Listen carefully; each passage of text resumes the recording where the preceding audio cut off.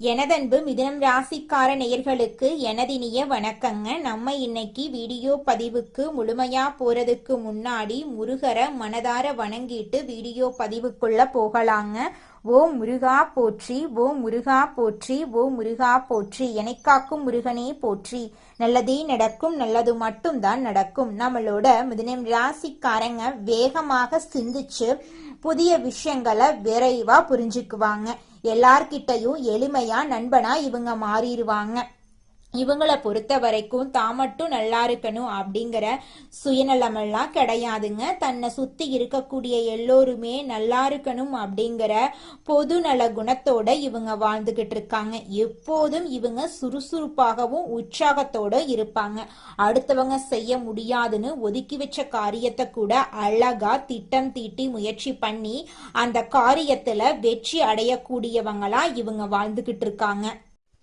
நம்ம இன்னைக்கு இந்த வீடியோ பதிவுல எதை பத்தி தெரிஞ்சுக்க போறோம் அப்படின்னு பாத்தீங்கன்னா, மிதுனராசிக்காரர்களுக்கு அவர்களோட வாழ்க்கையில ஏற்படக்கூடிய துரோகங்கள், சவால்களை பற்றிய எச்சரிக்கை வழிகாட்டுதல்களா இந்த வீடியோ இருக்கு. ரத்த சம்பந்தப்பட்டவங்க, பாசம் காட்டுறவங்க, நண்பர்கள் என பல வடிவங்கள்ல வரும் துரோகிகளை அடையாளம் கண்டு எப்படி ஒதுக்கி வைக்கிறது அப்படிங்கறத பத்தி எல்லாம் இந்த வீடியோ பதிவுல விரிவாக நம்ம தெரிஞ்சுக்க போறோம். மிதுன ராசிக்காரங்க வாழ்க்கையில ஒரு பெரிய மாற்றத்துக்காக காத்துக்கிட்டு இருக்காங்க. ஆனா அந்த மாற்றம் வர்றதுக்கு இவங்க ஒரு சிறிய பரிகாரம் செய்யணும். மனசுல இருக்கும் கவலைய நினைச்சு குலதெய்வத்தின் பெயரை ஊர் பெயரோட கமெண்ட்ல எழுதணும். மிதுன ராசிக்காரர்களின் விதியை மாற்றும் ராசி பலன்களை பத்தி இந்த வீடியோல நம்ம தெரிஞ்சுக்கலாங்க. மிதுன ராசிக்காரர்களுக்கு ரத்த சம்பந்தமான உறவுகளால துரோகம் நடக்கும் வாய்ப்பு இருக்கு. சிம்ம ராசியின் அதிபதியான சூரியன் அதிகாரம், கௌரவம், தந்தை வழி உறவுகள், உடன் பிறந்தவர்களை குறிக்கிறார். இந்த உறவுமுறை கொண்ட நபர்களிடமிருந்து துரோகம் வரலாம். குடும்பத்துக்காக சொந்த முன்னேற்றத்தை தள்ளி வச்சிருப்பீங்க. ஆனா அதுவே இப்போது ஆபத்தா வந்து நிக்குது. கொஞ்சம் ஜாக்கிரதையா இருந்துக்கோங்க மிதுன ராசிக்கார அன்பு உள்ளங்களே. மிதுன ராசிக்கு 4ஆம் இடம் சுகபோகம், தாய்வழி உறவுகள், வீடு ஆகியவற்றையும் 11ஆம் இடம் நண்பர்கள் மற்றும் லாபத்தையும் குறிக்குது. இந்த 2 இடத்தையும் இணைக்கும் பாசத்தை ஆயுதமா பயன்படுத்தி முகமூடி அணிந்த சகுனிகள் துரோகம் செய்ய வாய்ப்பிருக்கு.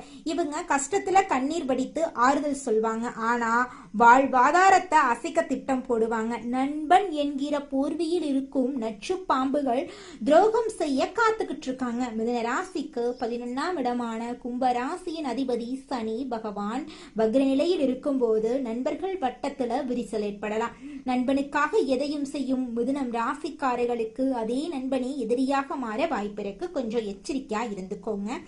துரோகிகளை வீழ்த்த மகா ரகசிய பரிகாரங்கள் இருக்கு.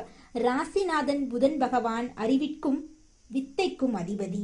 அதனால புதன்கிழமையன்று பசுமாட்டுக்கு பச்சை பயிறு அல்லது பச்சை நிற காய்கறிகளை தானமா வழங்கணும். மேலும் சிறிய பச்சை துணியில சிறிதளவு பச்சை கற்பூரம் மற்றும் ஏலக்காய் வச்சு முடிந்து பணப்பொட்டியில வைக்கணும். இது மிதுன ராசியின் ஆக்ரசன சக்தியை அதிகரிக்கும். நிச்சயமா உங்க வாழ்க்கையில நல்லதுதான் நடக்கும். கெட்டதுங்கிற பேச்சுக்கெல்லாம் துளி கூட இடமே கிடையாதுங்க.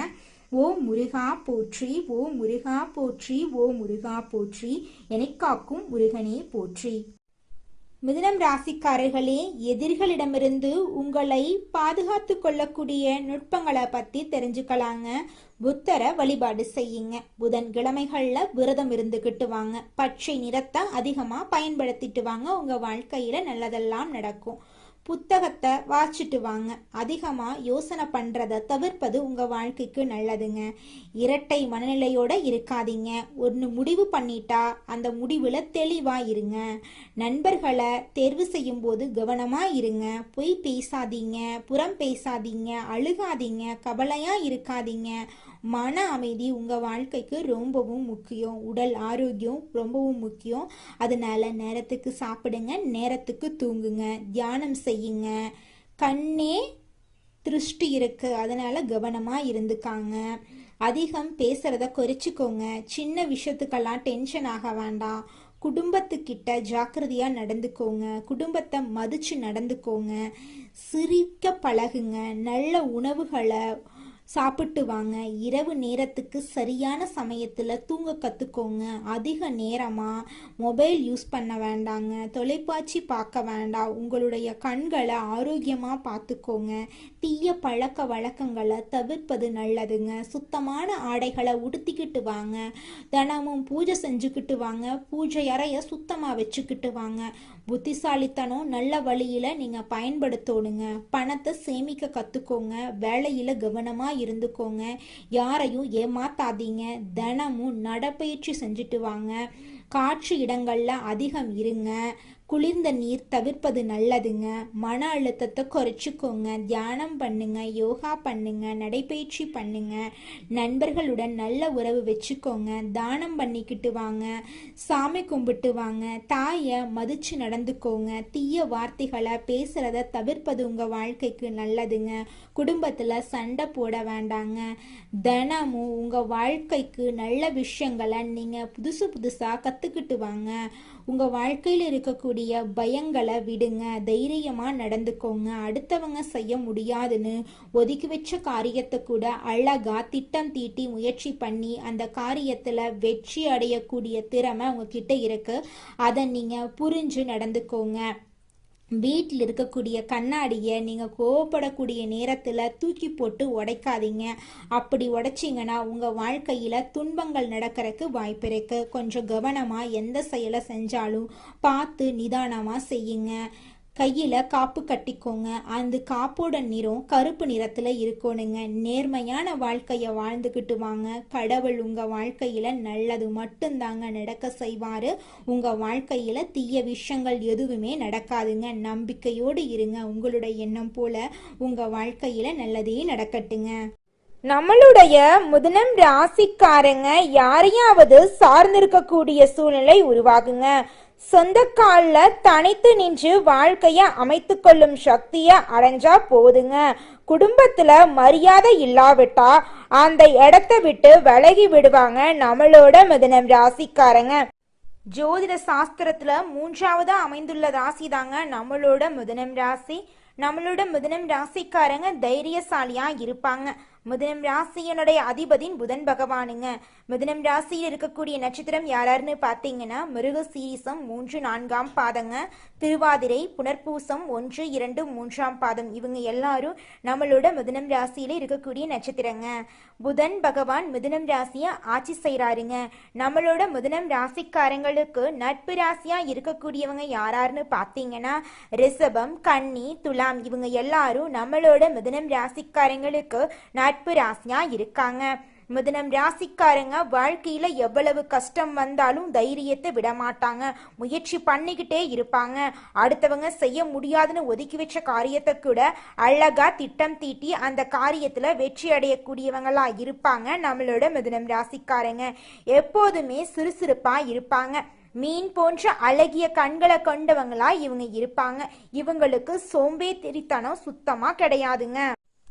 அதிக நினைவு திறனும் எல்லாத்தையும் அறிந்து கொள்ளணும் அப்படிங்கிற ஆர்வமும் உடைய மிதுனம் ராசி அன்பர்களே, இந்த மாதம் முயற்சிகள் வெற்றி பெற போகுதுங்க.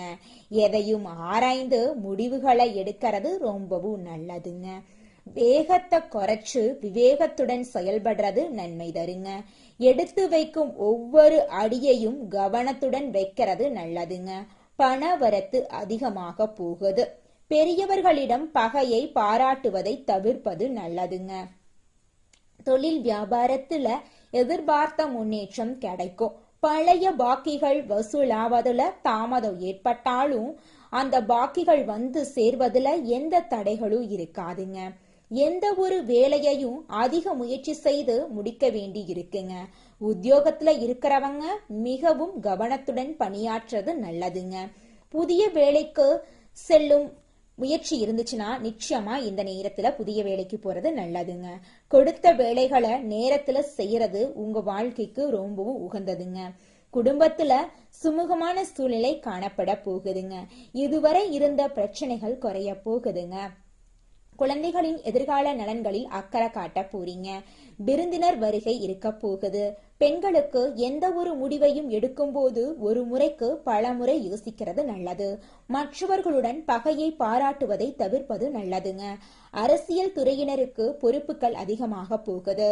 உற்சாகமாக எதையும் கற்றுக்கொள்வதில் ஆர்வம் காட்ட போறீங்க. விருந்து கேளிக்கைகளில் பங்கு கொள்ள போறீங்க. கடன் பிரச்சனை குறைய போகுது. வீண் அலைச்சல் வீண் பயம் குறையும். அடுத்தவர் செய்யும் இடையூறுகளையும் உங்களுக்கு சாதகமா பயன்படுத்துறது உங்களுக்கு நல்லதை தருங்க.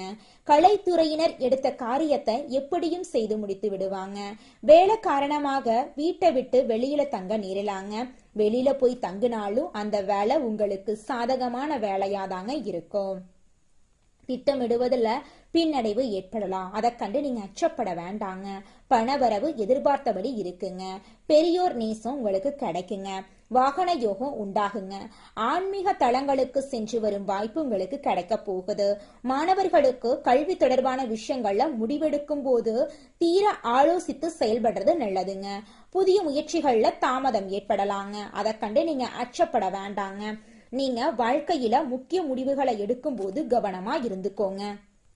மிதுனம் ராசியில் இருக்கக்கூடிய ஆணாக இருந்தாலும் சரி பெண்ணாக இருந்தாலும் சரிங்க, 30 வயசு ஆயிருச்சு, தலைமுடி நரைச்சு போச்சு, எனக்கு திருமணம் நடக்குமா நடக்காதா அப்படின்னு உங்கள் மனசில் குழப்பம் இருந்துக்கிட்டே இருக்குங்க. அந்த குழப்பத்துக்கு தீர்வு கிடைக்கக்கூடிய மாதமாக உங்களுக்கு இந்த மாதம் அமைஞ்சிருக்குதுங்க. உங்களுக்கேற்ற சரியான வாழ்க்கை துணை இந்த மாதத்தில் உங்களுக்கு கிடைக்க போகிறாங்க. திருமண தடை நீங்கி திருமணம் நடக்க போகுதுங்க. அடுத்ததாக நம்முடைய மிதுன ராசியில் இருக்கக்கூடிய ஒவ்வொரு நட்சத்திரக்காரர்களுக்கும் இந்த மாதம் எப்படி அமைஞ்சிருக்குன்னு தெரிஞ்சுக்கலாங்க. நம்மளோட மிதுன ராசியில் இருக்கக்கூடிய முதலாவது நட்சத்திரம் மிருகசீரிசம் 3, 4ஆம் பாதம். உங்களுக்கு இந்த மாதம் எப்படி அமைஞ்சிருக்குன்னு தெரிஞ்சுக்கலாங்க. இந்த மாதம் நீண்ட தூரத்துல இருந்து வரும் தகவல்கள் நன்மையாக இருக்குங்க. கூர்மையான மதிநுட்பத்தால எந்த பிரச்சனையும் எளிதாக நீங்க தீர்த்துருவீங்க. பூர்வீக சொத்துக்கள்ல இருந்த தகராறுகள் நல்ல முடிவுக்கு வரும். உங்க குடும்பத்துல இது நாள் வரைக்கும் இருந்த அனைத்து பிரச்சனைகளுக்கும் படிப்படியா தீர்வு கிடைக்க போகுது. உங்களோட ஆசைகள் கனவுகள் எல்லாமே நிறைவேற போகுதுங்க. உங்களுடைய குடும்பத்துல சுபகாரியங்கள் தொடர்ச்சியா நடக்க போகுதுங்க. நீங்க நிலம் வாங்க போறீங்க, கார் வாங்க போறீங்க, வாகனமெல்லாம் வாங்க போறீங்க. 30 வயசு ஆயிருச்சு, தலைமுடி நரைச்சு போச்சு, எனக்கு திருமணம் நடக்குமா நடக்காதா அப்படிங்கிற குழப்பத்துல இருந்த மிதுன ராசியில் இருக்கக்கூடிய மிருகசீரிசம் 3, 4ஆம் பாதத்தை சேர்ந்தவங்களுக்கு இந்த காலகட்டத்துல உங்களுக்கு ஏற்ற சரியான வாழ்க்கை துணையோடு உங்களுக்கு திருமணம் நடக்க போகுதுங்க. அடுத்ததாக நம்முடைய மிதுன ராசியில் இருக்கக்கூடிய நட்சத்திரம் திருவாதிரை. உங்களுக்கு இந்த மாதம் எப்படி அமைஞ்சிருக்குன்னு தெரிஞ்சுக்கலாங்க. இந்த மாதம் தொழில் வியாபாரம் திருப்திகரமா நடக்குங்க. பார்ட்னர்கள் ஒத்துழைப்போட வியாபாரத்தை விரிவாக்கம் செய்ய நீங்க முயற்சி செய்வீங்க. கடிதம் மூலமா வரும் தகவல்கள் நல்ல தகவலா உங்களுக்கு இருக்குங்க. வரவேண்டிய பணம் உங்க கைக்கு வந்து சேருங்க. உங்க வாழ்க்கையில் இருக்கக்கூடிய அனைத்து கஷ்டங்களும் காணல் நீரா கரைஞ்சு போயிருங்க. உங்களுடைய எண்ணம் போல உங்க வாழ்க்கையில நல்லது மட்டும்தாங்க நடக்கும். கெட்டது என்ற பேச்சுக்கெல்லாம் துளி கூட இடம் கிடையாதுங்க. உங்களுடைய உடல்நிலை ஆரோக்கியமா இருக்க போகுதுங்க. உங்களுடைய மனக்கவலைகள் காணல் நீரா கரைஞ்சு போக போகுதுங்க. அடுத்ததாக நம்முடைய மிதுன ராசியில் இருக்கக்கூடிய நட்சத்திரம் புனர்பூசம் 1, 2, 3ஆம் பாதம். உங்களுக்கு இந்த மாதம் எப்படி அமைஞ்சிருக்குன்னு தெரிஞ்சுக்கலாங்க. இந்த மாதம் உத்தியோகத்தில் இருக்கிறவங்களுக்கு வீண் அலைச்சல் ஏற்பட்டாலும் எடுத்த வேலையை எப்படிப்பட்டாவது செஞ்சிருவீங்க. புதிய வேலைக்கு முயற்சி செய்யறவங்களுக்கு சாதகமான பலன் தரும். மாணவர்களுக்கு கல்வியில வெற்றி பெற எடுக்கும் முயற்சிகள் சாதகமான பலனை தரும். எனக்கு திருமணம் ஆயிருச்சு, 4-5 வருஷம் ஆச்சு, போகாத கோவில் இல்லை, பண்ணாத பரிகாரம் இல்லை அப்படின்னு கண்ணீர் சிந்திட்டு இருக்கக்கூடியவங்களுக்கு இந்த காலகட்டத்தில் நிச்சயமாக குழந்தை பாக்கியம் கிடைக்க போகுதுங்க.